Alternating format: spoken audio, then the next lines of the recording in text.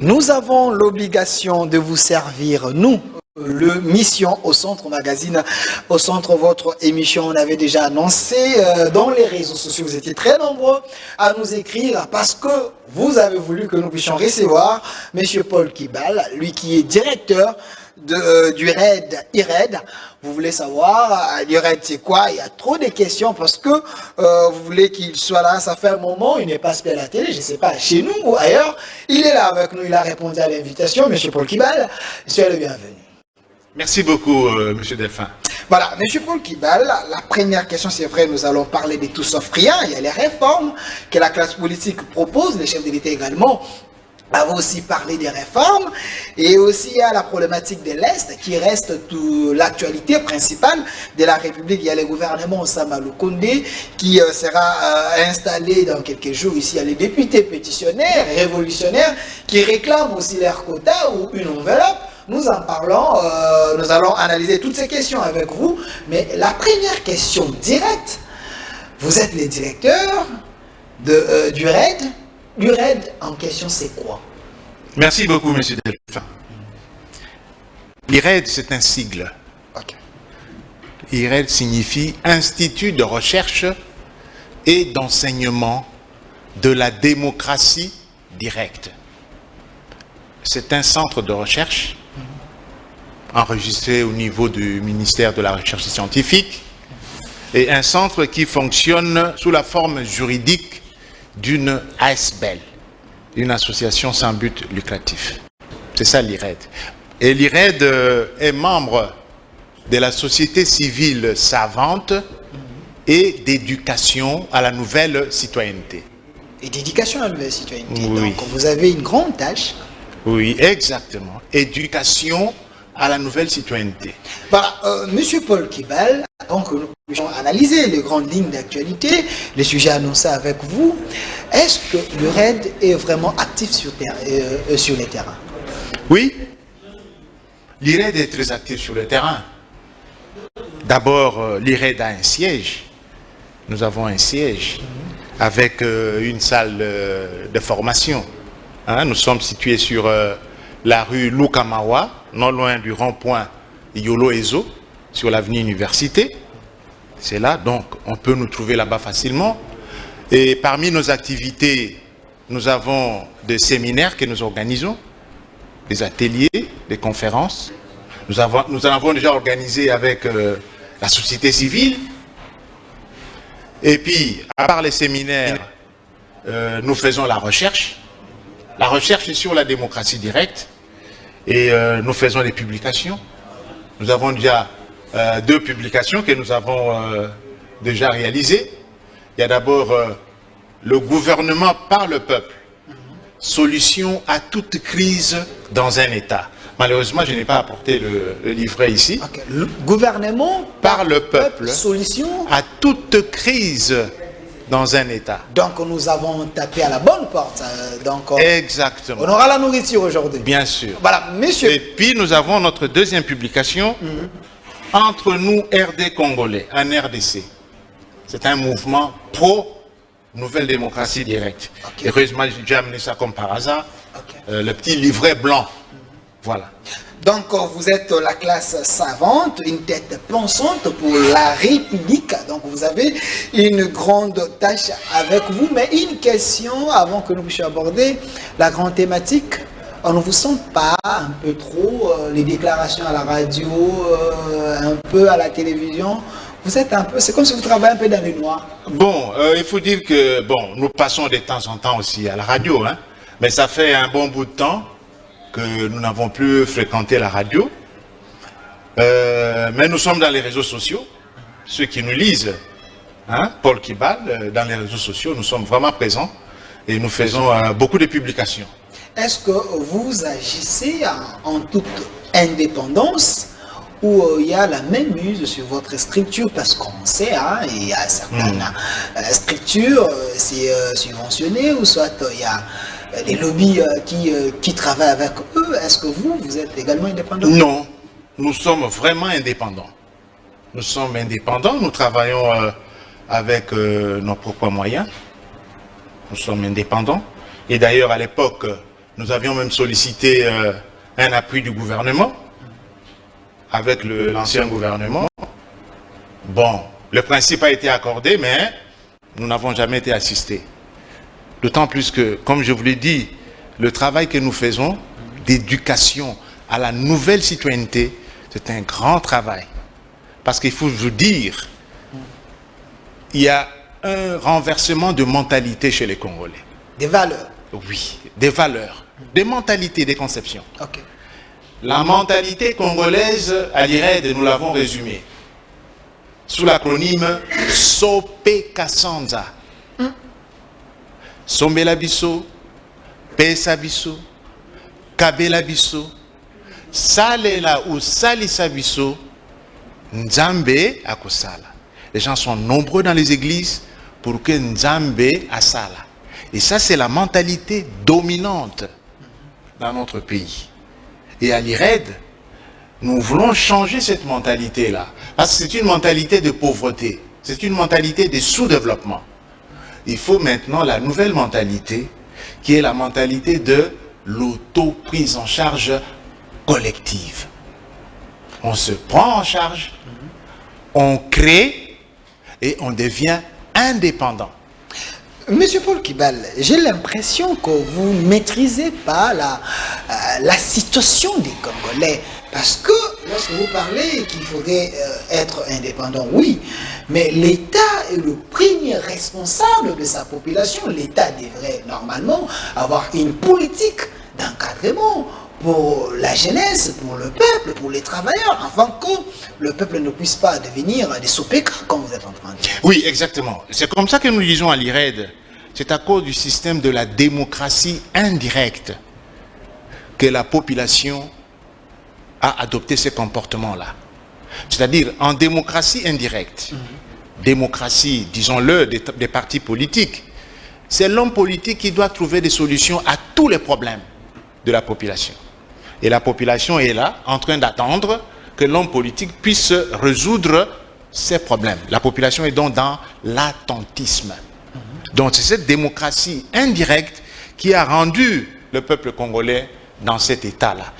Un état proche de l'animal, au fait. Parce ça c'est fort, hein, ça c'est fort, monsieur. Je vous dis, bon, j'ai dit un état proche de l'animal. C'est-à-dire quoi? On vit de la mendicité. Il n'y a pas une action. Si vous voulez mener une action, il faut d'abord donner quelque chose. Quand vous ne donnez rien, mais les gens ne viennent pas. Nous n'allons pas manger votre discours. Il faut donner quelque chose. Vous comprenez? Et c'est ça le système même en démocratie indirecte. Comment les politiciens arrivent à avoir la population? C'est par des petits cadeaux. C'est par les achats de conscience. Vous voyez? Donc c'est tout ça. Et ça c'est dû au système de la démocratie indirecte. C'est pourquoi à l'IRED nous disons non. Il faut mettre fin à ces systèmes-là. Et dans ces systèmes-là, comme je vous l'ai dit, il y a une fausse conception de la politique. La politique, c'est quoi dans ces systèmes? C'est un service que les politiciens doivent rendre à la communauté. Et on vous entendrait dire, il faut prier pour que Dieu nous donne de bons politiciens, ainsi de suite. Donc la politique, c'est un service. D'autres diront même que c'est un apostolat. Or, ça, c'est faux et archi-faux. Et c'est ce qui crée cette espèce de mendicité et de dépendance. La politique, quand vous entrez dans le sens étymologique de la politique, c'est quoi? C'est la gestion de la cité. Or, la cité est un bien commun. Dans la politique, c'est la gestion commune de la cité. Malheureusement, cette conception de la politique-là a été étouffée au profit de la conception de la politique service et qui rend les gens qui ne sont pas au pouvoir mendiants vis-à-vis de ceux qui sont au pouvoir. Donc c'est ça ce que nous connaissons dans notre pays. Or, quand vous prenez même notre Constitution, entre les lignes à l'article 5 de la Constitution, vous verrez qu'il y a deux types de démocratie. Vous avez la démocratie indirecte et vous avez la démocratie directe. Malheureusement, on a mis dans la tête des gens simplement la démocratie indirecte. Et la démocratie directe, est orpheline de père et de mère. Voilà. Et c'est comme ça que nous faisons un effort pour conscientiser la population. Voilà, merci monsieur le directeur. Je rappelle qu'il est le directeur de l'URED. Lui, il est là en train d'analyser les grandes lignes d'actualité, mais vous avez compris qu'il lutte pour que le peuple change l'air manière de voir les choses, pour que les choses puissent évoluer. Mais il y a tout un ministère, hein, à l'époque de Joseph Kabila, le ministère de la citoyenneté. Oui. Est-ce que vous étiez associé? Effectivement, il y a eu un ministère de l'enseignement primaire et secondaire et initiation à la nouvelle citoyenneté. Okay. Et le président honoraire de l'époque nous avait mis à la disposition de ces ministères-là pour une formation civique de la population congolaise. Malheureusement, nous n'avions jamais été acceptés au niveau de ces ministères-là. Donc, ça n'a été qu'un vœu pieux, mais nous avons tous les documents, mais on n'a pas été acceptés au niveau de ces ministères-là, et vous comprenez pourquoi. Alors, quand le chef de l'État a organisé les consultations, on vous avait reçu? Vous avez fait de démarches? Nous n'avons pas été reçus, mais nous avons sollicité d'être reçus. Malheureusement, nous n'avons pas été reçus. Qu'à cela ne tienne, nous avons aussi fait nos propositions au chef de l'État. Essentiellement par rapport à ce changement de mentalité. C'est-à-dire, et c'est ça la nouvelle citoyenneté au fait. Okay. La nouvelle citoyenneté, c'est une citoyenneté d'un Congolais qui sait se prendre en charge. Mais pas une auto-prise en charge individuelle, mais c'est une auto-prise en charge collective. Nous vivons en communauté et nous nous prenons en charge. Nous avons proposé ça au chef de l'État. Hein, et d'ailleurs, nous avons même dit, nous avons été même clairs pour dire que s'il y a un ministère auquel est attachée l'initiation à la nouvelle citoyenneté, l'IRED est disposé à rendre ses services. Gratuitement? Pas gratuitement. Hein, et là, peut-être, c'est par un partenariat que l'IRED peut signer avec... maintenant, je crois, on l'a rattaché à la jeunesse et initiation à la nouvelle citoyenneté. C'est un partenariat qu'on doit signer avec. Est-ce que vous avez les agents outillés, les gens bien formés qui peuvent relever ces défis? Les Congo est un tout, hein? Oui, oui, nous avons des formateurs outillés qui peuvent rendre ces services-là. Que vous-même vous avez formé ou soit vous avez envoyé ailleurs? Que nous avons formé nous-mêmes. Nous avons formé nous-mêmes. Parce que dans la structure de l'IRED, nous avons d'abord le conseil scientifique. Hein? Les conseils scientifiques est constitué essentiellement des formateurs. Et puis nous avons le conseil de gestion avec un directeur général, son adjoint et les financiers, ainsi de suite. Et puis vous avez les CBA que nous appelons, c'est-à-dire les coordinations ou les communautés de base d'auto-prise en charge collective. Voilà, c'est comme ça que nous Quand j'ai annoncé que j'allais vous recevoir, quelqu'un m'a posé la question, j'entends parler de ces noms. Monsieur Paul Kibali, parce qu'aujourd'hui, il y a des qui créent des structures. Est-ce que vous avez un CV calé, bâclé, pour porter cette institution?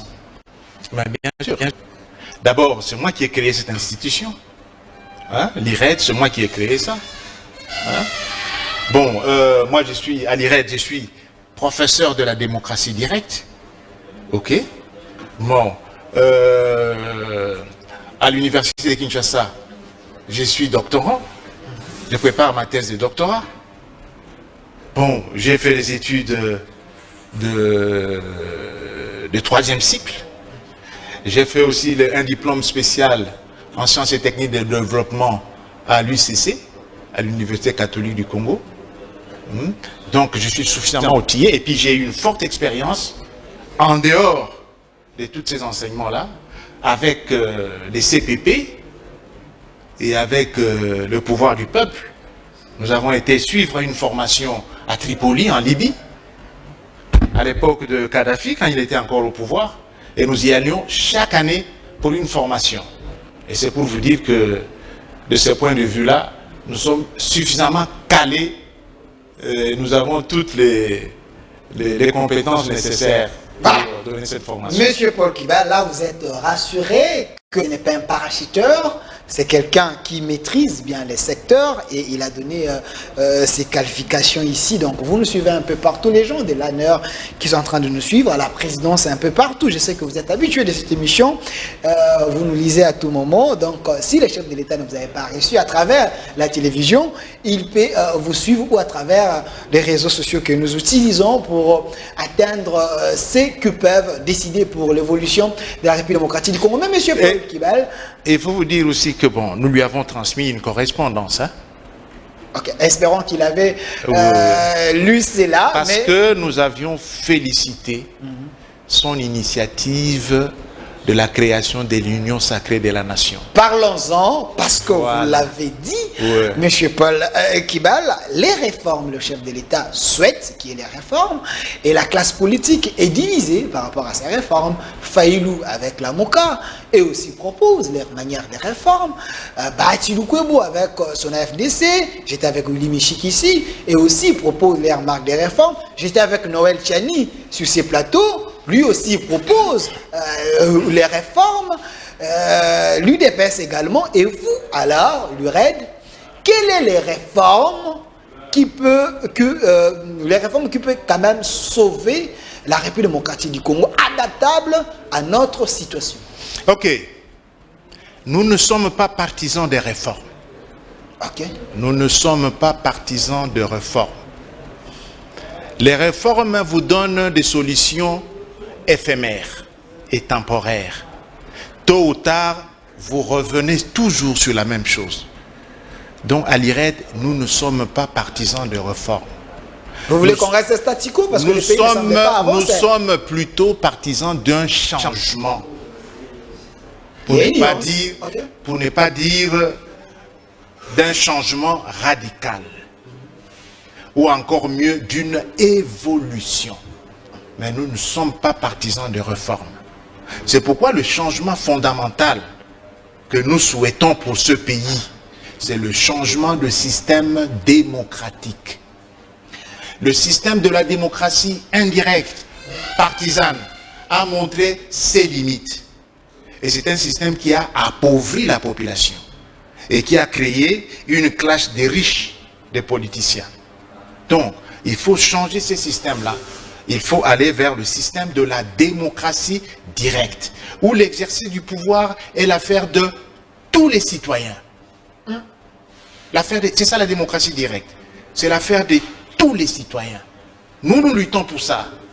Et c'est comme ça, je peux vous le dire, hein, sur le plan philosophique. Nous sommes en train de mettre en place, nous voulons que la scène politique congolaise soit divisée en deux courants de pensée. Le courant de la démocratie directe que nous défendons actuellement et le courant de la démocratie indirecte que nous connaissons dans notre pays. Donc, il faut arriver à ces deux courants de pensée. C'est ça. Donc, nous ne sommes pas partisans des réformes. Les réformes, ce sont des trompe-l'œil.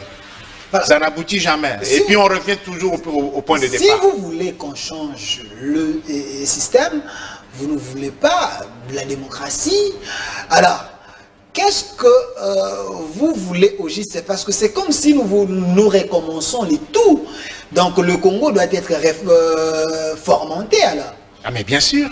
Mais c'est bien sûr. Est-ce que nous avons suffisamment le temps, vu les enjeux qui attendent ces gouvernements et le peuple est vraiment trop attentif? Bon, nous ne parlons pas par rapport à ce gouvernement. Le pays est dans le système de la démocratie indirecte depuis l'indépendance. Mais où en sommes-nous aujourd'hui?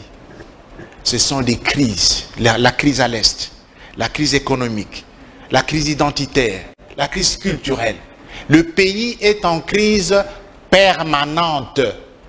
Dans les régions, c'est partout. Depuis 1960.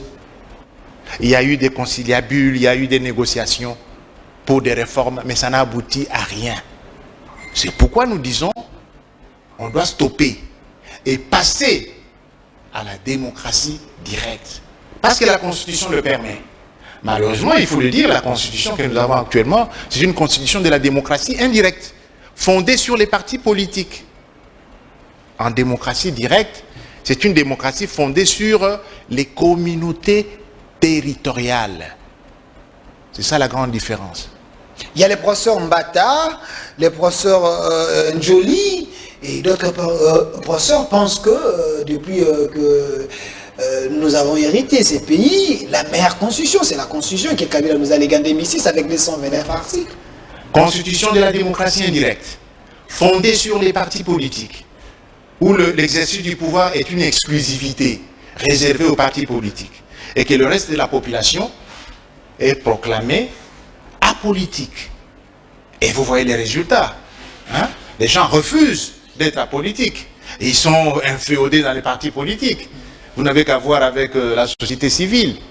Donc, c'est fondamentalement la démocratie indirecte. Elle est dépassée. Et elle est d'origine même occidentale. Nos la démocratie directe. Nos ancêtres n'ont pas connu des partis politiques. Or, vous le savez, les partis politiques divisent. C'est un facteur de division. Nous voyons ça aujourd'hui, même au niveau des regroupements politiques. Hein? Regroupements politiques aux partis politiques. Facteur de division, et les gens ne s'entendent pas. Mais le monde évolue, M. Paul Kibal. Apparemment, vous êtes un peu passéiste, c'est comme mais non, évolution dans la division. Évolution dans la division. Nous avons aujourd'hui environ 600 partis politiques. Prenez un village. Okay. Prenez un village avec 600 partis politiques. Comment on peut construire un village avec 600 partis politiques, monsieur? C'est impossible. Mais la démocratie permet que tout le monde s'exprime. Il n'y a pas... c'est pas l'impair quand même. La démocratie, c'est la liberté d'expression. Ce n'est pas l'expression. Ce n'est pas l'expression. La liberté d'agir. Ce n'est pas la liberté d'agir. Je vous ai défini ici. Okay. La démocratie, c'est quoi? C'est un système de gouvernement. Ce n'est pas l'expression. La liberté... Le pouvoir du peuple par le peuple. Oui, c'est un système de gouvernement. Or, en démocratie indirecte, le gouvernement, c'est une exclusivité des politiciens et des partis politiques. Mais en démocratie directe, le gouvernement, c'est l'affaire de tout le monde. On participe à la construction du pays. Monsieur Paul Kibal, est-ce que vous pouvez me citer un pays dans le monde qui pratique cette démocratie, la démocratie directe, et ça a donné le fruit? Ah, mais c'est ça l'erreur. Nous copions toujours ce qui se fait ailleurs. Si ça ne se fait pas ailleurs, on considère que non, ça n'a pas de valeur. C'est ça la mentalité qui est dans notre tête. On se réfère toujours à ce qui se passe ailleurs. Et si je peux vous le dire, oui, nous avons eu un exemple de la démocratie directe avec Kadhafi, du temps de Kadhafi. C'était la démocratie directe. Le pays était développé à l'époque. On a tué Kadhafi pour instaurer la démocratie indirecte. Le pays n'existait plus. Les Libyens sont en train de regretter. J'ai l'impression que vous êtes pour les dictateurs. Ce n'est pas la dictature, monsieur. Cette démocratie crée des dictateurs. Je vous dis ceci. La démocratie, c'est un système de gouvernement. D'ailleurs, quand vous prenez la définition qui est connue de tout le monde, le gouvernement du peuple par... Les pouvoirs du peuple. Bon, le gouvernement ou le pouvoir du peuple, par le peuple et pour le peuple. Donc c'est un mode de gouvernance. Mais ce que nous avons actuellement, c'est quoi? Le gouvernement des partis politiques pour le peuple, le gouvernement des partis politiques par les partis politiques et pour le peuple. Ça, c'est votre définition. Mais c'est la démocratie indirecte. C'est la définition de la démocratie indirecte. Ce n'est pas ma définition. Et vous m'avez dit ici que vous soutenez l'Union sacrée. Oui. Celui qui coordonne l'Union sacrée, il est de l'UDPS, parti de la démocratie.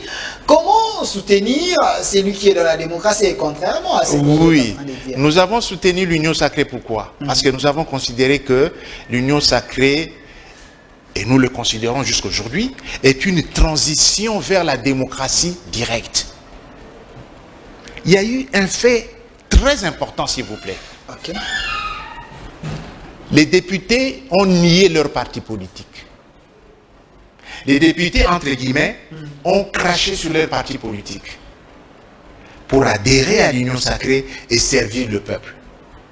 Ça, c'est votre compréhension. Ce n'est pas ma compréhension, c'est comme ça. Comment ça? Il y a eu une réponse. Mais c'est ça ce que je vous dis. C'est ça ce que je vous dis. Cette action-là a été, si vous voulez, avalisée par l'arrêt de la Cour constitutionnelle. Cet arrêt dit quoi? Les députés, en réalité, ne dépendent pas de son parti politique. Mais les députés dépendent du peuple. Non, les députés agissent en toute liberté. Je vous dis... Mais ils n'ont pas quitté le PPRD. Je vous parle un instant. Ils restent dans leur parti, mais ils soutiennent quand même la vision qui...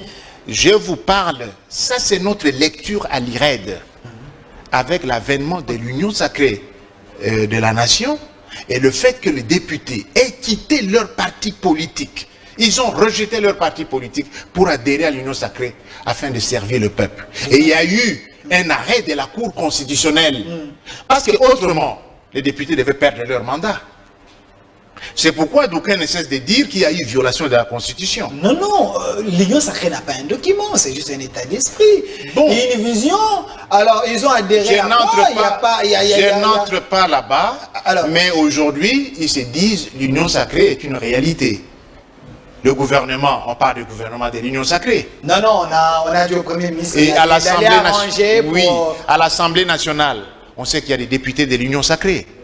Donc c'est une réalité. De la vision de l'union sacrée, oui. Mais les députés des regroupements politiques, FDC reste FDC, malgré que l'FDC est dans l'union sacrée. C'est là le problème, c'est là le problème, c'est-à-dire c'est là le problème. Et là, je peux le dire ici. Quand les députés sont allés à l'union sacrée, ils ont abandonné leur parti politique. Ils n'ont pas abandonné, c'est ça. Ça, c'est notre vision. Je vous dis, c'est notre vision. Mais il faut appuyer ça par un document, parce que lorsque nous parlons qu'ils ont abandonné, il n'y a pas un document. Oui. Vous pouvez demander à Ferdinand Kambere, il était ici, il ne m'a pas présenté un document qu'un député a dit que non, j'ai quitté le PPRD. Mais plutôt il a fait une déclaration pour dire que je soutiens la vision. Je vous dis que c'est l'arrêt de la Cour constitutionnelle qui a mis fin à cela pour dire le député ne dépend pas de son parti politique. Mais le député dépend des électeurs. On a plutôt aboli le pouvoir d'une autorité morale qui, avant que le député puisse agir, il faut que l'autorité morale décide. Là, il n'a pas un contrat avec sa population, avec ses électeurs. Ça, c'est par rapport au règlement intérieur même de l'Assemblée nationale. Et c'est pourquoi les députés sont encore là. Parce que sinon, ils devaient perdre leur mandat. C'est moi qui vous le dis. Parce qu'ils ont quitté leur parti politique et ils ont adhéré à l'union sacrée. Même en esprit, comme vous voulez, ils ont adhéré à l'union sacrée pour servir, pour être au service du peuple. L'erreur, c'est quoi? Et ça, nous pouvons le dire ici. Aidez-nous. Et ça, nous pouvons le dire. Éclairez-nous. Et nous pouvons le dire même au chef de l'État. L'erreur, c'est quoi? C'est de dire que un député est à la fois à l'union sacrée et à la fois dans son parti politique. Non. Là, c'est une erreur. Comment? Deuxième erreur. Démontrer l'erreur. Il faut leur démontrer l'erreur. On démontre comment? Quand on dit on forme un gouvernement sur base de poids politique. C'est-à-dire on forme le gouvernement sur base des partis politiques. Or, les députés ont quitté leur parti politique. Ça, c'est une erreur. Pour ne pas dire, pour ne pas dire une confusion. Non, Monsieur Paul Kibal, l'émission a un caractère pédagogique, l'émission s'inscrit au centre. Ici, nous voulons la vérité. Lorsque vous affirmez ici que les députés ont quitté leur parti politique, il y a les lois de la République. Si vous quittez votre parti politique, vous perdez des mandats. Oui. Si les députés gardent encore leur mandat, ce qui veut dire qu'ils n'ont pas quitté. Mais plutôt, ils ont épousé une vision pour l'évolution du pays. Non, non, c'est pas un document. Ce n'est pas ça. Ils ont quitté. Ce n'est pas ça. S'ils ont gardé un instant, s'ils ont gardé leur mandat, c'est à cause de l'arrêt de la Cour constitutionnelle. C'est moi qui vous l'ai dit. C'est à cause de cet arrêt-là de la Cour constitutionnelle. Mais l'arrêt n'est pas aux députés de rester dans votre parti politique ou de quitter. L'arrêt plutôt dans la liberté à un député. Je vous explique. L'arrêt conste 1453, moi que je me trompe. Plutôt l'arrêt donne à un député le pouvoir d'agir librement. L'arrêt soustrait le député de l'emprise des autorités morales. Donc c'est-à-dire de partis politiques. Donc vous étiez pour qu'un député, malgré les mandats de ses électeurs, avant d'agir, il faut que l'autorité morale dicte quoi dire. Mais c'est ça. Donc agir par procuration. Mais c'était comme ça, non? C'était comme ça.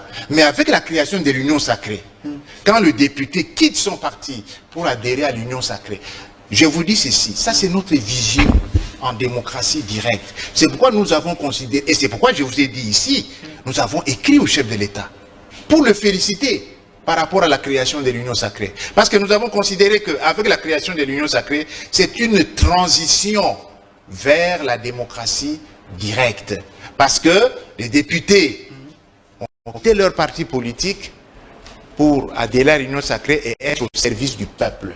Et je vous dis, l'erreur, c'est quoi? C'est quand une erreur aussi, c'est parce que le texte n'existait pas. Oui. Oui, le texte n'existait pas. Là aussi, c'est une erreur. Hein? Parce que s'il y avait un texte, et nous avons même un texte que nous voulions proposer au chef de l'État, le texte n'existait pas. Deuxième erreur, c'est comme je vous ai dit, quand on doit dire, vous venez à l'Union sacrée, mais vous restez membre de votre parti politique. Contradiction, c'est une chose et son contraire à la fois. Troisième erreur, c'est quand on forme le gouvernement sur base de poids politique, en considérant encore, et vous voyez le temps que ça a pris pour sortir le gouvernement. Et même pour l'investiture, il y a des problèmes. Pourquoi? Les députés révolutionnaires, pétitionnaires qui réclament. Parce que le gouvernement a été formé suivant la logique de la démocratie directe et non pas suivant la logique initiale de l'union sacrée de la nation. Voilà, Monsieur Paul Kibal, vous êtes directeur de l'IRED, vous avez un nouveau discours hein, sur l'espace politique espérant. Quels sont les moyens que vous allez mettre en marche pour que l'objectif de l'IRED soit atteint apparemment, comme si vous êtes un extraterrestre avec ces discours? Bon, le premier moyen c'est quoi? C'est l'intelligence. C'est le message que nous donnons. Hein, nous sommes en train de laver le cerveau des gens. Parce que comme je vous ai dit ici, la démocratie indirecte a toujours été orpheline de père et de mère. Et pourtant prévu dans la Constitution. Ce qui est devenu dominant ici, et en imitant l'Occident, c'est la démocratie indirecte. Dites-vous bien, quand on parle de démocratie, on pense à quel type de démocratie? À la démocratie indirecte. Quand on parle de démocratie, où on dit nous sommes une jeune démocratie, c'est quoi? Démocratie indirecte. Ce n'est pas la démocratie directe. Et nous disons non. Il ne faut pas se borner à la démocratie indirecte, qui a montré ses limites. Les États-Unis utilisent quelle démocratie? Démocratie indirecte. Alors il n'y a pas de résultats là-bas? Pardon? Il n'y a pas les résultats là-bas? Mais les résultats, les États-Unis, ce n'est pas le paradis. La France alors? Démocratie directe. Ce n'est pas le paradis non plus. Vous suivez des mouvements qui y a là-bas, non? Les indignés, hein? les nuits debout. Les mécontents existent partout, mais quand même la majorité a... Oui, il y a beaucoup de pauvres aux États-Unis. Donc là-bas, ce n'est pas le paradis. Comprenez? Vous avez plus ou moins la Suisse. La Suisse qui utilise la démocratie mixte. Avec Poutine. Mixte. La Suisse. Hein? Combine et la démocratie directe et la démocratie indirecte. Mais allez voir la Suisse. Vous comprenez? Vous comprenez? Donc c'est ça. Mais nous, dans nos pays, nous avons copié bêtement et nous enseignons toujours la démocratie indirecte. Et la Russie utilise quelle démocratie? Pardon? La Russie. Démocratie indirecte. La Chine aussi, démocratie indirecte. Mais l'avantage, c'est quoi? Et Corée. Démocratie indirecte avec parti unique. Un parti unique vaut mieux que plusieurs partis politiques. Dans le parti État, il faut revenir à l'époque de Mobutu, un père. Moi, je parle de parti unique. C'est le moindre mal de la démocratie indirecte. Et vous avez l'exemple avec la Chine, avec le Cuba, avec la Corée, que vous citez là. Hein? Vous voyez comment ces pays-là quand même émergent, bien que en démocratie indirecte. Mais nous sommes en démocratie indirecte avec 600 partis politiques.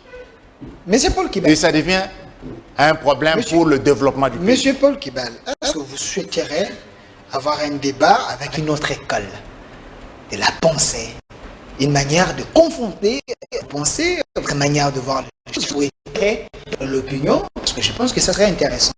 Est-ce rodé, outillé? Oui, il n'y a pas de problème. Mais fondamentalement, je vous dis ceci. Le peuple congolais doit savoir qu'au jour d'aujourd'hui, nous devons avoir deux courants de pensée.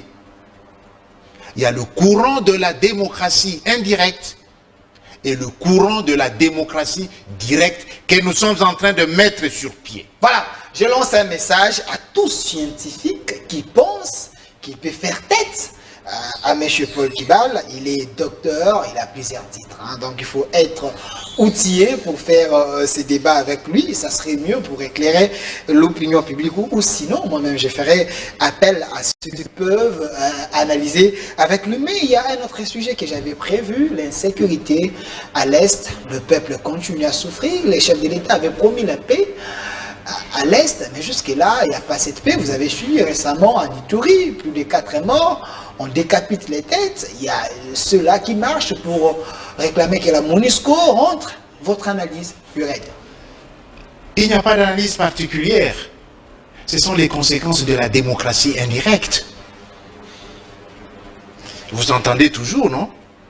La main noire des politiciens par rapport au massacre qui se passe à l'Est. Et ça, c'est quoi? Du fait de la démocratie indirecte, où il y a eu des affrontements comme ça.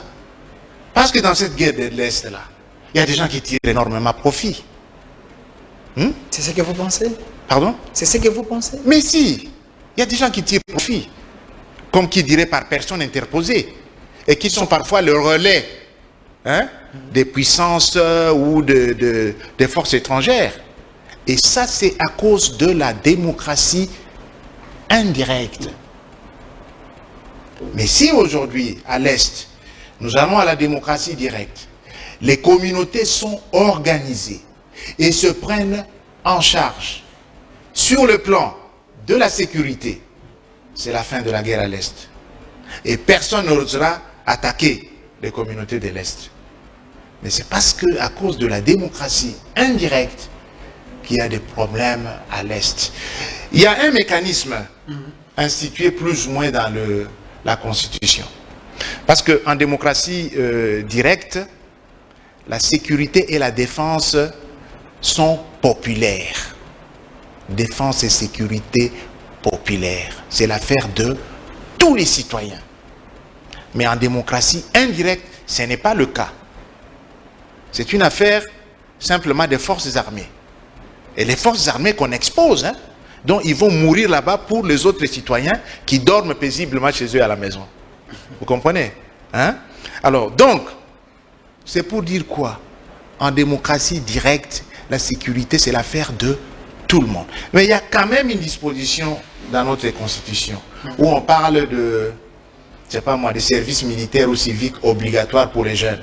Comme ça s'est fait un peu ailleurs, même en Chine. Oui, oui. Mais pourquoi ça traîne? Pourquoi ça ne peut pas se réaliser? Démocratie indirecte. Mais il faut mettre le moyen. Démocratie indirecte. Il faut mettre les moyens doivent accompagner quand même. Démocratie indirecte. Il y a un mécanisme, par exemple, pour ne pas faire du coq à l'âne, d'élection des recteurs au niveau des universités, ainsi de suite. Est-ce qu'on applique ça? Non. Un mécanisme de la démocratie directe. C'est pour revenir à votre première question là, par rapport à l'union sacrée. Qu'est-ce que nous avions proposé au chef de l'État? On formerait un gouvernement, non pas fondé sur les partis politiques, mais un gouvernement des experts. C'est-à-dire quoi? Ministère de l'enseignement supérieur universitaire, association des professeurs d'université, organisez-vous, proposez 3 candidats et on choisit un. Ministère de l'Agriculture. On avait Machako Mamba, plusieurs professeurs ont passé. Le ministère, il n'y a pas eu de résultats. Ils sont passés au nom de leur parti politique, je vous dis. C'est ça la différence. Mais ils étaient quand même professeurs, le corps scientifique. Oui, mais c'est présenté par un parti politique. Parce que nous sommes en démocratie indirecte. Mais ici, il serait présenté par la corporation. Ça fait la différence. Les agronomes, nous avons un ordre des agronomes. Organisez-vous, présentez 3 candidats à la nation. On choisit le meilleur, c'est lui le ministre de l'Agriculture. Les choses iraient vite. Et il n'y aurait même pas de contestation. Donc, vous pensez qu'il y ait un spécialiste dans chaque secteur ou dans chaque ministère? C'est là, ça serait mieux. Oui, c'est-à-dire par rapport aux corporations. Par rapport aux corporations. Par rapport aux corporations, parce qu'ils sont dans ces domaines-là. Mais ici, en démocratie indirecte, pour être ministre. Mais vos compétences ne valent absolument rien. C'est le militantisme. Militantisme. On peut vous prendre là-bas, vous êtes un gradué ou quoi, on vous flanque ministre de l'enseignement supérieur universitaire. Et vous dirigez des professeurs d'université. Hein? Ce qui compte, c'est le militantisme. Donc, si je peux vous résumer, il y a un problème de capital humain. Pardon? Ces problèmes posent... et au centre de tout, oui, le capital humain. C'est le problème de Il faut valoriser le capital humain. Valoriser, mais le système de la démocratie indirecte ne permet pas ça.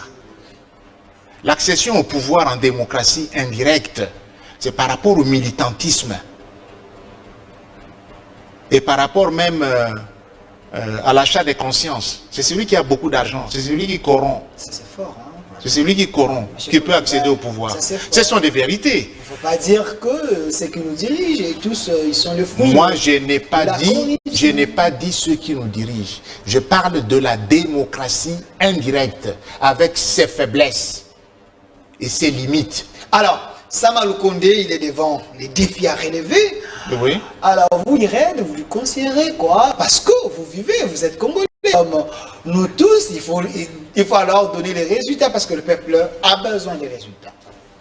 Bon, ben qu'il respecte le principe de la démocratie indirecte. Bon, moi je ne vois pas qu'est-ce que je peux dire. Hein? Vous ne donnez même pas chance à votre Premier ministre. Pardon? Vous ne donnez même pas chance à votre Premier ministre. Vous pensez qu'il est dans un système qui ne va pas lui permettre de s'épanouir. Exact. Exact. Et tout est parti même pour arriver à former le gouvernement. Vous avez vu? Parce que c'est un gouvernement formé sur base des partis politiques, des poids politiques. Lui le leader d'opinion. Lui, le Premier ministre, là, il a quel poids politique? Il a combien de députés? Il n'en a pas. Hein? Et ceux qui ont des députés... C'est un technocrate. Oui, mais le gouvernement est formé sur base du poids politique. Lui n'a même pas un poids politique. Et j'ai même suivi un débat, on peut le dire. Hein? À un certain moment, on disait même que non, bon, pourquoi l'UDPS a autant de partis, de ministres, alors oui, que... ministres, alors que l'Assemblée a autant de députés 70, l'Assemblée a 5 voilà. Ministères. Donc vous voyez que c'est déjà un problème.